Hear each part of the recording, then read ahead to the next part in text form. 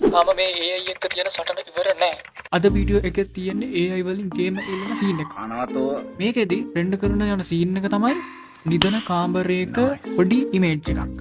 මං ඉස්සෙල්ලාම ඒක හදලා රෙන්ඩර් කරලා ඊට පස්සේ ඒ වගේ එකක් AIටත් හදන්න කියනවා. බලමු හොඳටම කරන්නේ කවුද කියලා. මම මේ වීඩියෝ ටික කරන ගමන් හියුමන්ගේ ඇබිලිටි එක සහ AIගේ ඇබිලිටි එක ටික ටික අප්ඩේට් කරනවා කියලා පෙන්වන ගමන් තමයි මේව හදන්නේ. හරි ඒ විස්තර අදාළ නැහැ. අපි කෙලින්ම වැඩේට බයමු.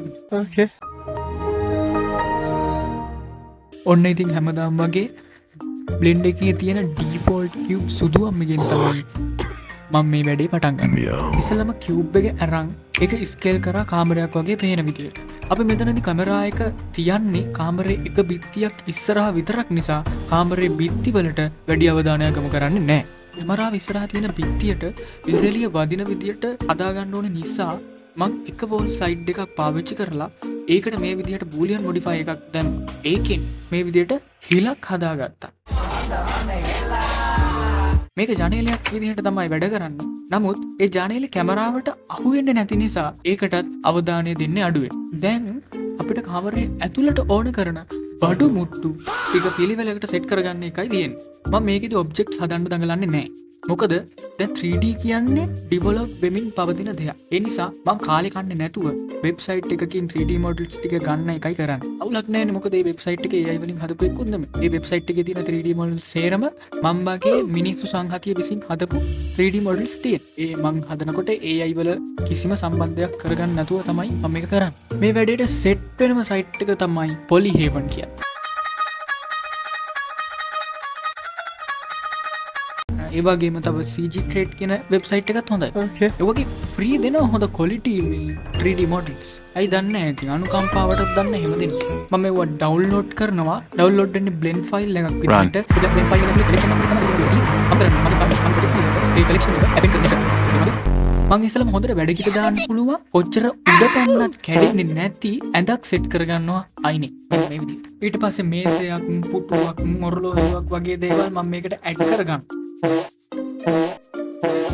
ඊළඟ ස්ටෙප් එකට යන්න කලින් අපි බලමු අද වීඩියෝ එකේ ස්පොන්සර් කවුද කියලා. ස්පොන්සර් කෙනෙක් නෑ අතරම. මම විතරයි සූත්තා. ඔන්න එහෙනම් බඩු ටික පිළිවෙලට සකස් කරගෙන ඉවරයි. හරි දැන් අපි මේක සයිකල්ස් වලට දාලා බලමු. මහලා හාත්ති ලයිට් නෑ. හරි කමක් නෑ. SDR එකක් සෙට් කරගමු. අම්මට සිරි වෙන ලස්සනන්නේ තියෙන්නේ. මේකේ ලයිටින් තව වැඩි කරගන්න මම තව බිත්තියක් ඩිලීට් කරනවා.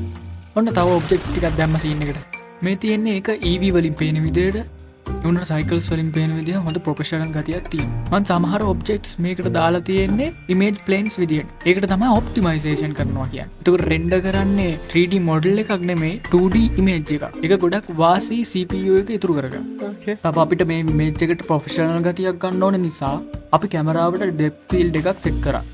මෙන්න මෙහෙම තමයි ඒක තියෙන්නේ. මේකෙදි මම ફોකස් කරේ අර මේසේ උඩ තියෙන ඔරලෝසුව. එතකොට ඒකත් එක්ක පැරලල් තියෙන සේරම ඔබ්ජෙක්ට්ස් ફોකස් වෙනවා. බෑග්ග්‍රවුන්ඩ් එක බ්ලර් වෙනවා. බ්ලෙන්ඩ් එකේ පෝර්ට්‍රේට් මොඩ් එක වැඩ කරන්නේ කොහොම තමයි.